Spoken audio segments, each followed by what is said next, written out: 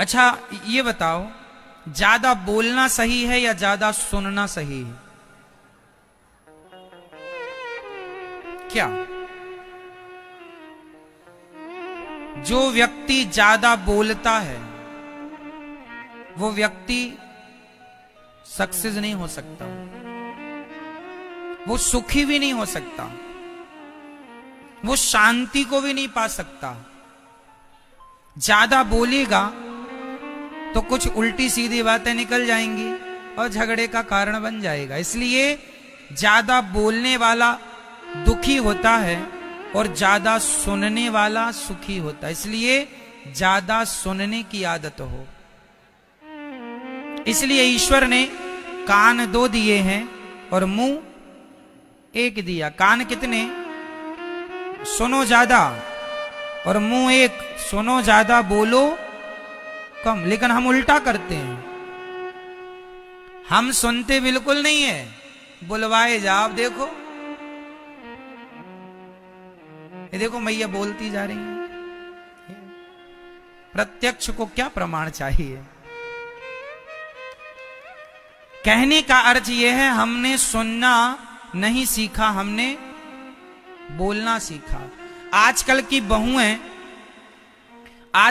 बहुएं ज्यादा से ज्यादा बोलती हैं।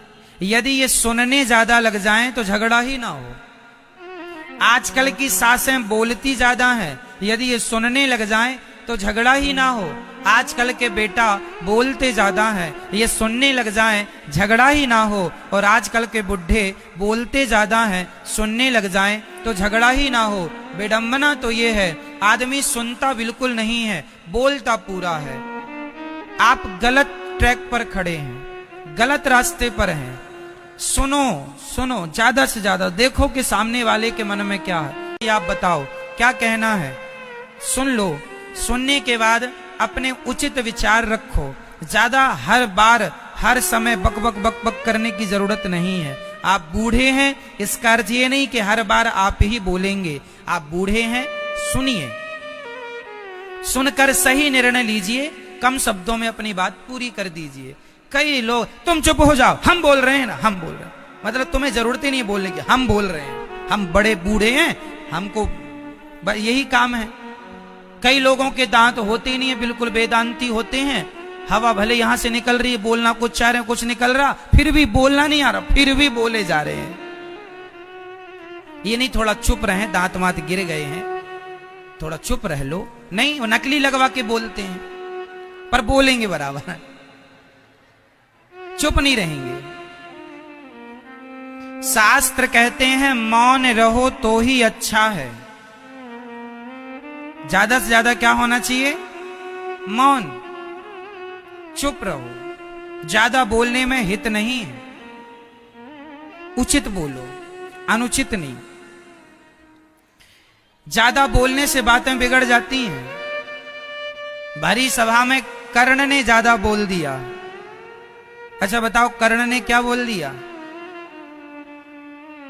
3 लोगों ने बड़ा खतरनाक बोला है, और 3 लोगों की बोली आज तक सब जानते हैं। पहला बोलना द्रौपदी का याद है सबको, दूसरा बोलना कर्ण का याद है सबको, और तीसरा बोलना दुर्योधन का याद है सबको। आपको भी याद होगा। शुरुआत करते हैं, बताइए द्रौपदी ने क्या बोला? अंधों के अंधे होते हैं, ये द्रौपदी ने बोल दिया।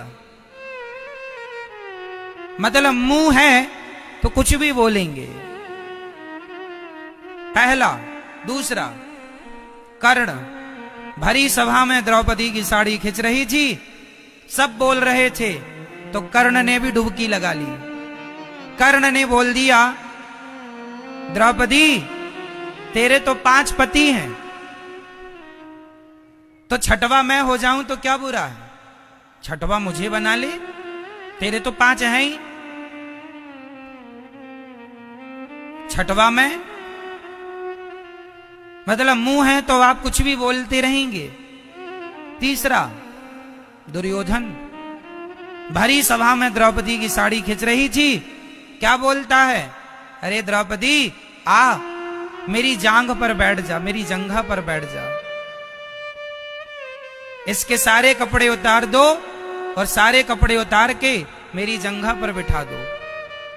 ये कहा दुर्योधन ने। मतलब आपका मुंह है, पैसे तो लग नहीं रहे हैं, कुछ भी बोलो। मेरी मां, ये जो हमारा मुंह होता है ना, ये जो हमारी वाणी होती है ना, माचिस की तीली से आग देर से लगती है और माचिस की तीली की आग बुझाई भी जा सकती है, परंतु शब्दों की आग बड़ी जल्दी पकड़ती है और शब्दों की आग एक बार लग जाए कभी नहीं बुझती, कभी नहीं बुझती, कभी। 3 लोगों ने ये जो बात बोली थी किस युग में बोली थी, कौन बताएगा? द्रौपदी ने, कर्ण ने और दुर्योधन ने, ये तीनों ने जो बातें कही ये किस युग में कही थी? बोलो। द्वापर युग में। और आज कौन सा युग चल रहा है? लो, युग बीत गए लेकिन इनकी बातें अभी तक लोगों को याद है। युग बीत गए पर इन तीनों की बातें अभी तक लोगों को। आपका मुंह है तो कुछ भी ना बोलिए मेरी मां, तुम्हारी बहू को भी कुछ ना बोला करो और आपकी सास को भी कुछ ना बोला करो, आपके बेटे को भी कुछ ना बोला करो और आपके पिता को भी कुछ ना बोला करो। जो बोलने लायक है वो भी अच्छे शब्दों के संग, सम्मान के साथ, आदर के साथ। ऐसे शब्दों का प्रयोग ना हो जिस शब्दों से आग लग जाए। याद रखना मेरी मां, वाणी बाग भी लगाती है और वाणी आग भी लगाती है। आपको क्या करना है? शब्द संभाल के बोलिए।